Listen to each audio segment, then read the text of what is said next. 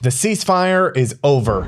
Israel has launched Operation Strength and Sword, striking Hamas commanders, weapon sites, and terror infrastructure across Gaza after Hamas refused to release the hostages.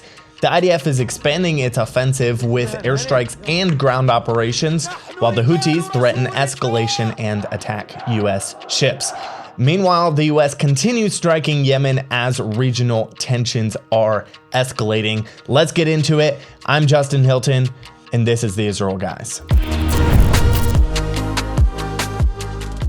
Last night, the IDF conducted massive airstrikes all over Gaza due to Hamas repeatedly refusing to release the hostages or even make progress in ceasefire talks.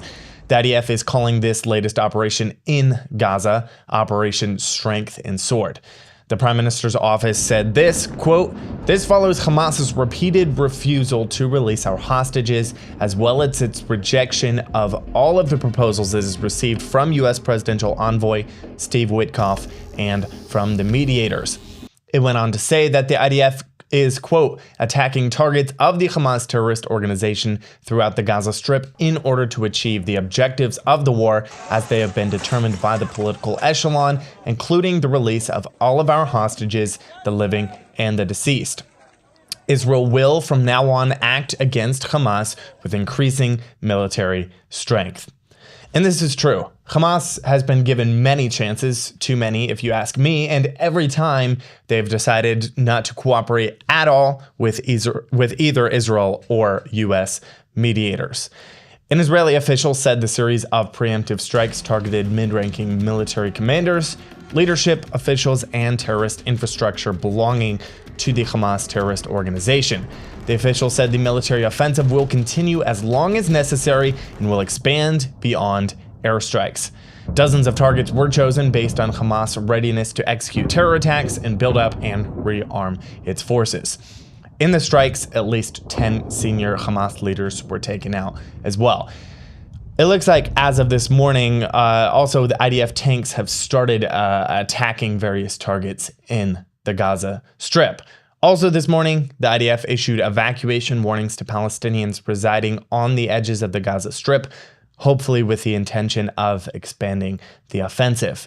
In a post on X, the IDF's Arabic language spokesman, Colonel Avichai Adrei, published a map of, quote, dangerous combat zones that Gazans should flee from. He said, quote, "The IDF has launched a strong offensive against terror organizations. These designated areas are considered dangerous combat zones.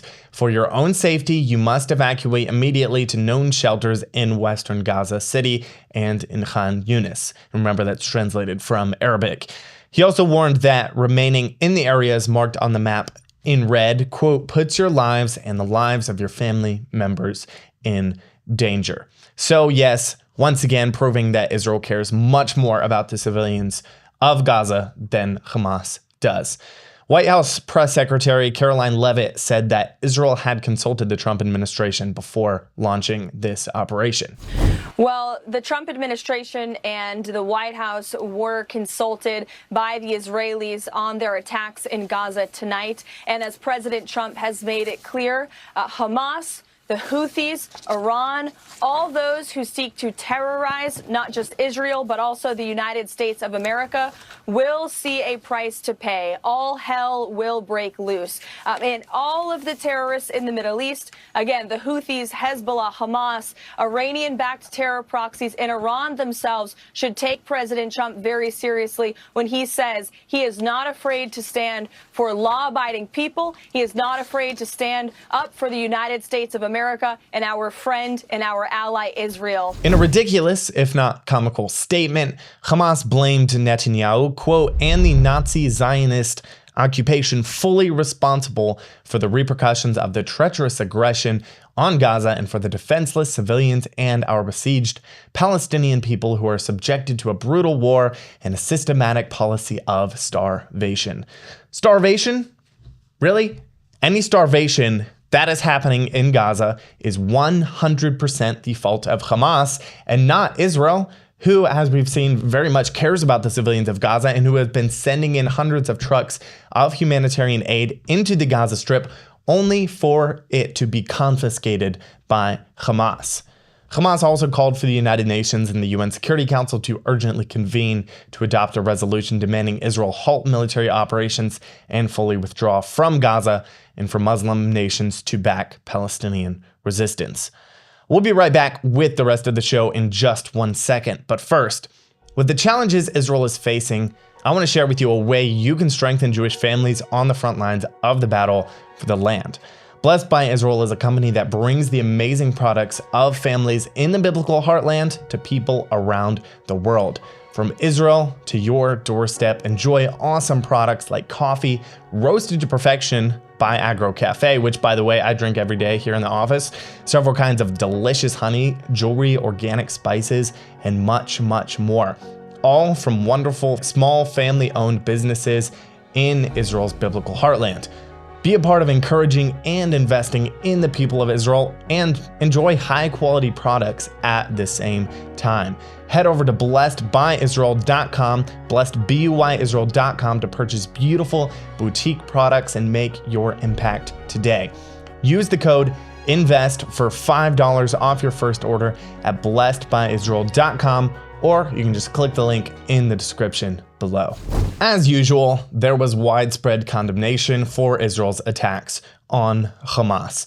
Australia called for the ceasefire to be maintained, while China called for steps to prevent a quote-unquote humanitarian disaster in the Strip. Of course, the Houthis couldn't stay out of it. Of course, they had to condemn Israel as well. They threatened to escalate the situation and renew attacks on Israeli ships. The Houthis' Supreme Council, whatever that is, put out a statement that said, quote, "We condemn the Zionist enemy's resumption of aggression against the Gaza Strip. The Palestinian people will not be left alone in this battle, and Yemen will continue its support and assistance and escalate confrontation steps." By the way, the U.S. is still striking Yemen. They struck multiple sites last night. Houthi media said fresh U.S. strikes hit Yemen on Monday after tens of thousands demonstrated, many waving assault rifles, daggers, or Qurans, chanting "Death to America, death to Israel" in the capital, Sana'a.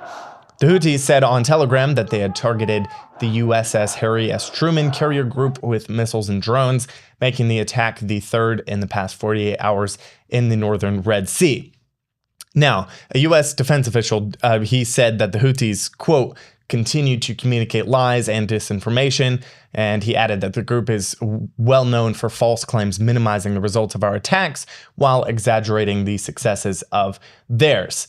And U.S. Air Force Lieutenant General Alexis Grinkovich earlier told reporters it was, quote, "hard to confirm the attacks claimed by the Houthis as the rebels were missing their targets by over 100 miles, which is hilarious because the Houthis think they're super mighty and powerful when they couldn't even hit the broadside of a barn with a cannon.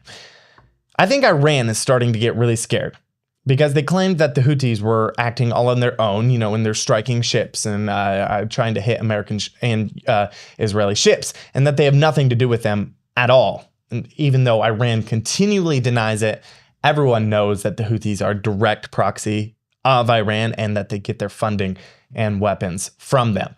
Trump responded directly to Iran's statements. He had this to say. He said, quote, "Every shot fired by the Houthis will be looked upon from this point forward as being a shot fired from the weapons and leadership of Iran, and Iran will be held responsible and suffer the consequences. Any further attack or retaliation by the Houthis will be met with great force." Trump also said in the post, adding that, quote, "Iran has played the innocent victim in the conflict," which is absolutely true. Guys, we'll see what happens in the coming days. Continue to pray for the nation of Israel that they would have the strength to take out terrorism here in Israel, and pray for the return of all of the hostages here back to their homes here in Israel. Make sure and check out Blessed by Israel to get amazing products from Israel while also supporting the pioneers of Judea and Samaria. Subscribe. Get the conversation going down in the comments section below. Let me know where you're watching or listening from. Love to interact with you guys there. If you'd like to support our work here at the Israel Guys, you can head over to theisraelguys.com/donate. As always, stop listening to the lies and propaganda. Connect with the truth of what is happening in Israel. We'll be back soon here at the Israel Guys. Catch you in the next one.